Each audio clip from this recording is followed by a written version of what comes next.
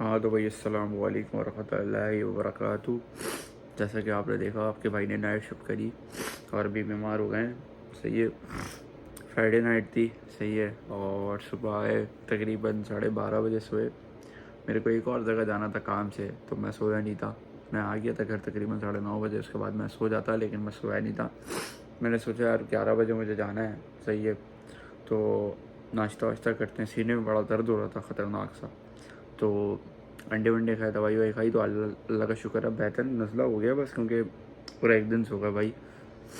Saturday से Sunday को उठे। तो आज की वीडियो का टॉपिक ये है कि भाई 2024 में पाकिस्तान से कनाडा आना वर्थ इट है या नहीं है।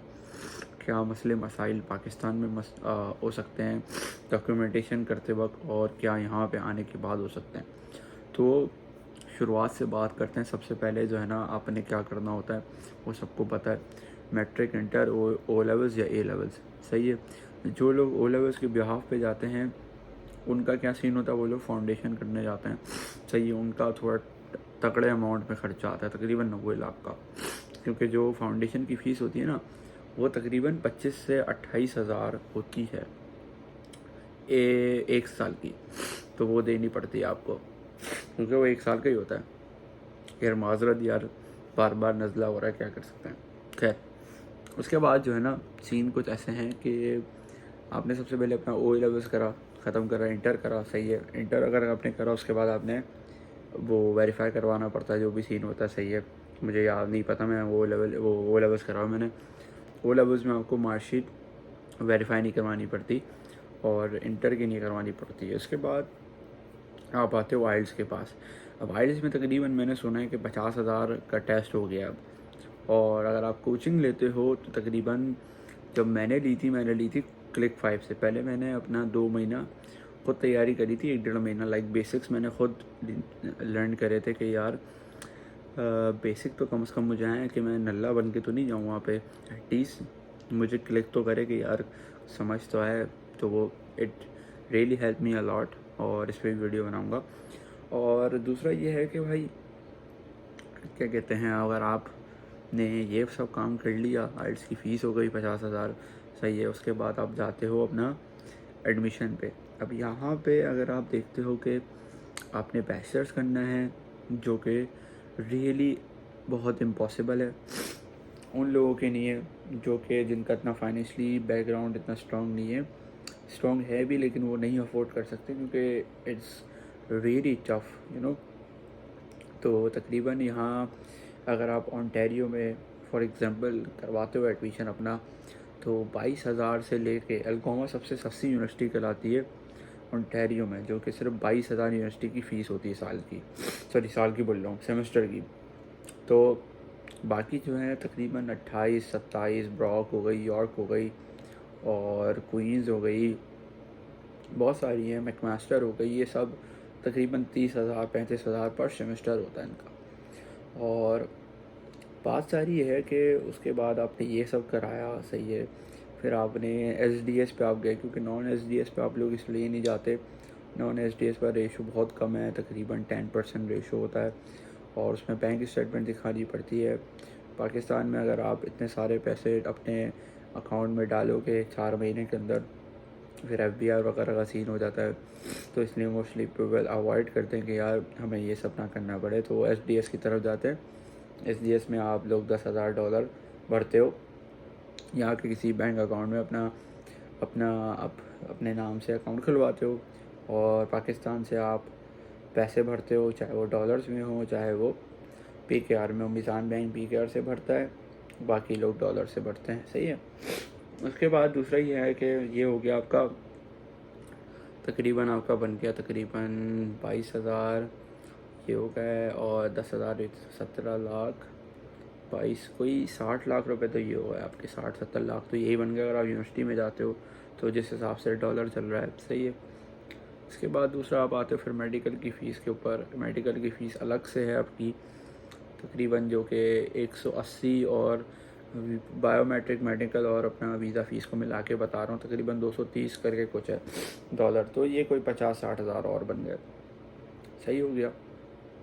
तो उसके बाद आपका ख़र्चा आता है कपड़ों वगैरह पे, सही है, जो आप लेके आते हो यहाँ पे। फिर टिकट आता है आपका तकरीबन 3-3.5 लाख 4 लाख का वन वे टिकट आता है।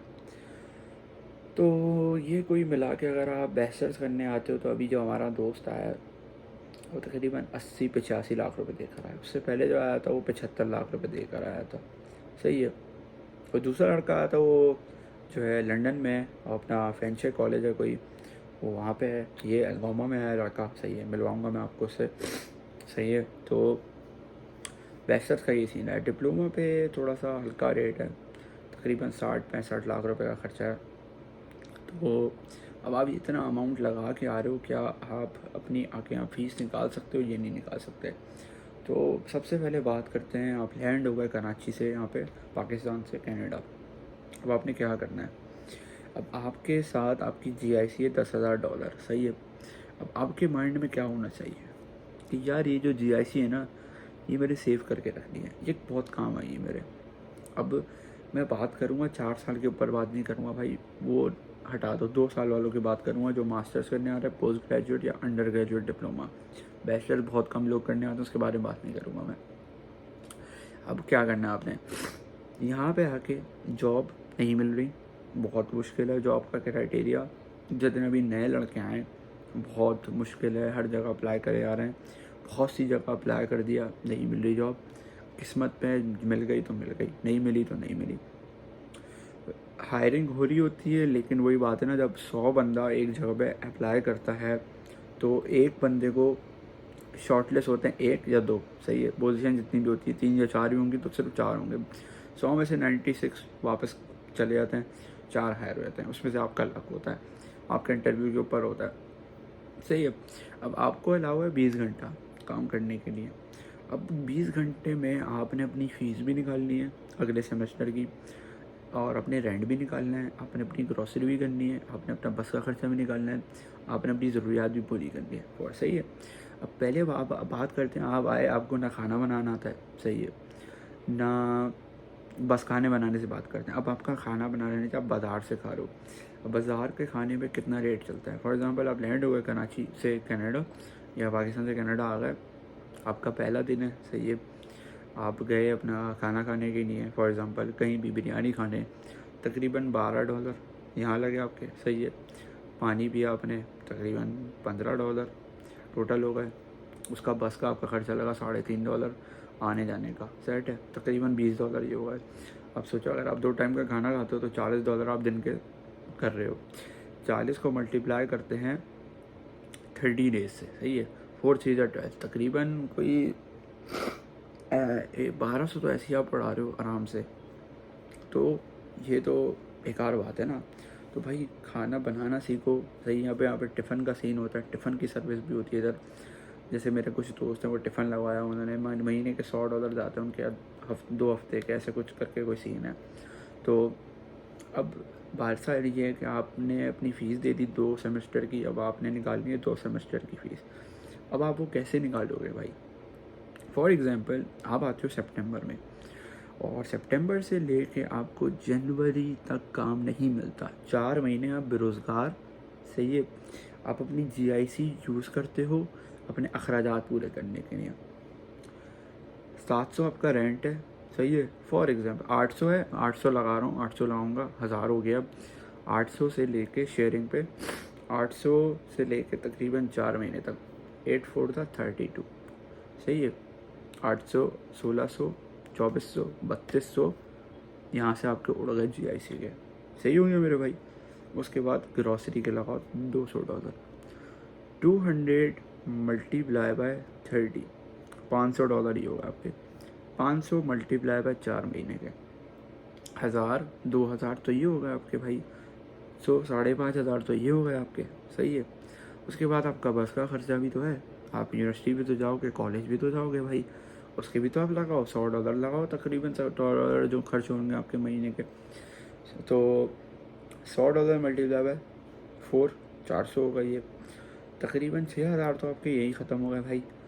3,000 में GIC क्या क्या करोगे 3,000 का भाई? फिर जो है अपना आपने आपकी जॉब लगी, सही हो गया, जॉब लग गई आपकी।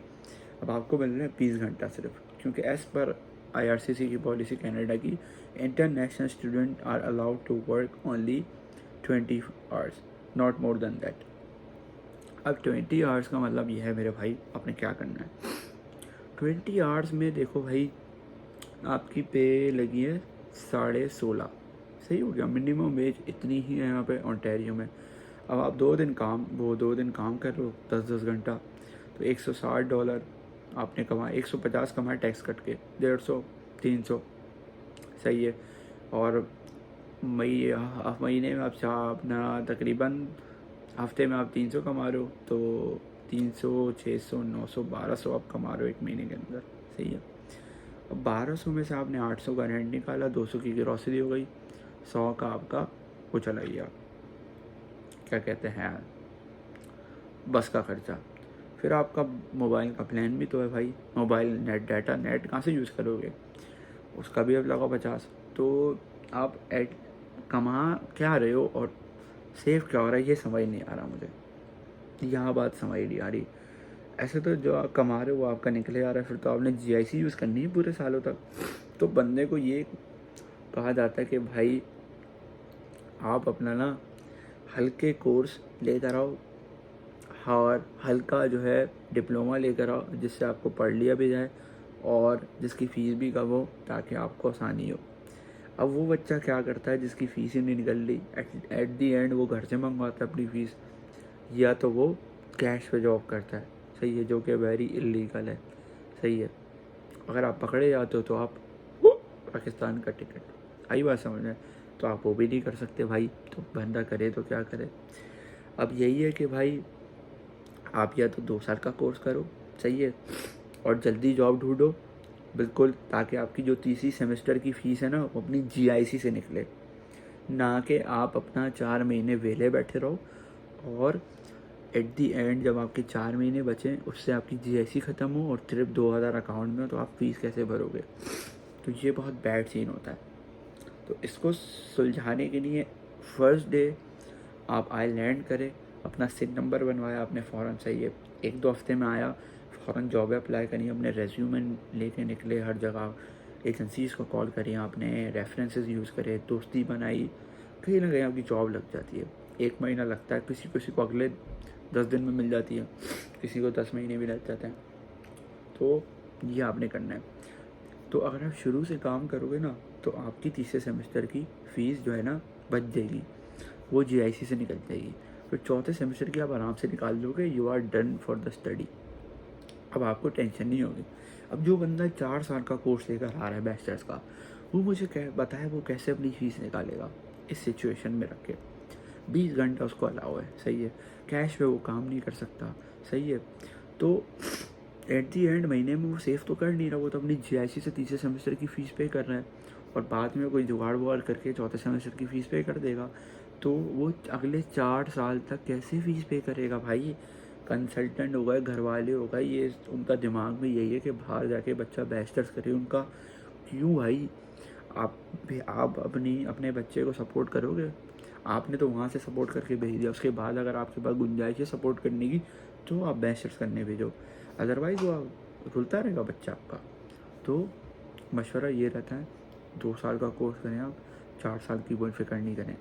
आपको अच्छे से डिग्री करवानी है, उसको यहाँ पे PR होने दो, उसके बाद जो उसकी 22,000 फ़ीस है ना भाई, वो 2,000 हो जाती है, 2,500 हो जाती है एक सेमेस्टर की, जो कि वो महीने में कमा लेता है आराम से, 2 महीने में कमा लेगा, 20 घंटे अलावा है तो।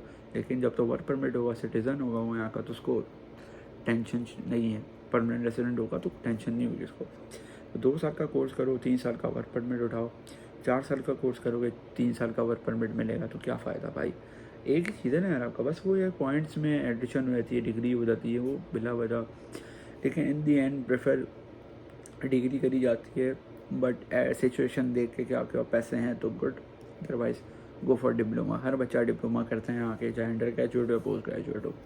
तो ये सब हालात हैं। तो क्या कनाडा आना चाहिए नहीं आना चाहिए, अभी आपके ऊपर है कि आप ये चीज़ें जानने के बाद अपने बच्चे को भेजना चाहते हैं कनाडा या नहीं भेजना चाहते।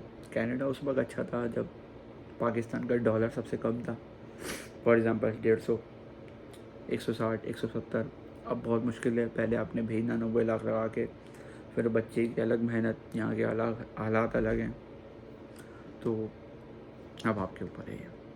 तो वीडियो अच्छी लगी तो लाइक करें, सब्सक्राइब करें। Thank you.